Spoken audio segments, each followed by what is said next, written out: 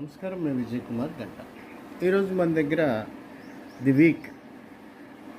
Weekly ఉంది. దీంతోపాటు వార్త, ఈనాడు, సాక్షి దినపత్రిక ఉంది. ఇవి మొత్తం 3 దినపత్రికల్లో ప్రధానంగా నిన్న అసెంబ్లీలో ప్రవేశపెట్టినటువంటి ఆర్థిక ప్రణాళిక ప్రస్తావన ఉంది. మొట్టమొదటిగా రాష్ట్రంలో మొత్తం పద్దుని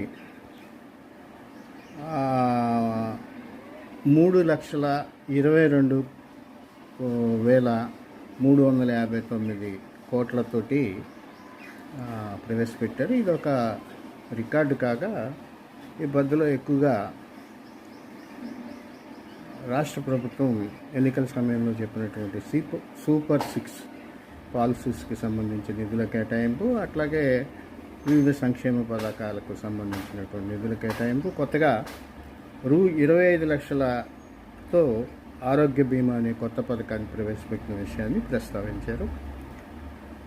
ఇది కీలకమైన విషయం కాగా బడ్జెట్ మీద మనం భిన్నాభిప్రాయాలు వ్యక్తం అవుతున్న ఈ బడ్జెట్ని 8 నెలల చంద్రబాబు ప్రభుత్వం కొంత సాహసంతో ప్రవేశపెట్టింది. సరే, చూద్దాం ఆచరణలో దేనికి ఎంత నిధులు కేటాయిస్తుంది, ఏ పథకం ఎలా ఉంటుందని.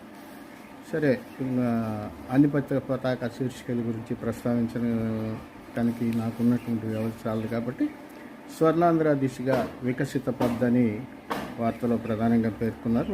ఫ్రంట్ పేజీలో ఆరోగ్య బీమా గురించి ప్రస్తావించారు. అట్లాగే రైతుకు అగ్ర ప్రాధాన్యం అంటూ అచ్చెన్నాయుడు గారు ప్రవేశపెట్టినటువంటి వ్యవసాయ బడ్జెట్ గురించి ఒక వార్త ఉంది. అట్లాగే మన విద్యా వ్యవస్థకు అగ్రస్థానం అని నారా లోకేష్ గారి స్టేట్మెంట్ ఒకటి ఉంది. అట్లాగే రాష్ట్ర పునర్నిర్మాణానికి పునాది అని సీఎం గారిది ఒకటి.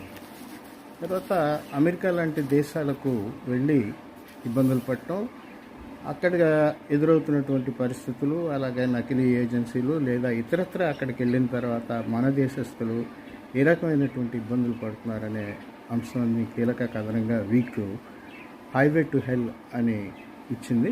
అది ఎక్స్క్లూజివ్గా ఇచ్చింది. అలాగే 2 సప్లిమెంట్లు ఇచ్చింది. ఈ సప్లిమెంట్లో ఒక సప్లిమెంట్లో వేర్ ఆపర్చునిటీస్ మీట్ ఇన్నోవేషన్స్ అని చెప్పి నూతన ఆవిష్కరణలకు సంబంధించి అవకాశాల గురించి ప్రస్తావించింది. అట్లాగే వెన్ యువర్ కిడ్నీస్ ఫెయిల్, అంటే మీ మూత్రపిండాలు అయితే ఏం చేయాలి, అలాంటి ఇతర అంశాలకు సంబంధించి ది వీక్ హెల్త్ సప్లిమెంట్లో ఇచ్చింది.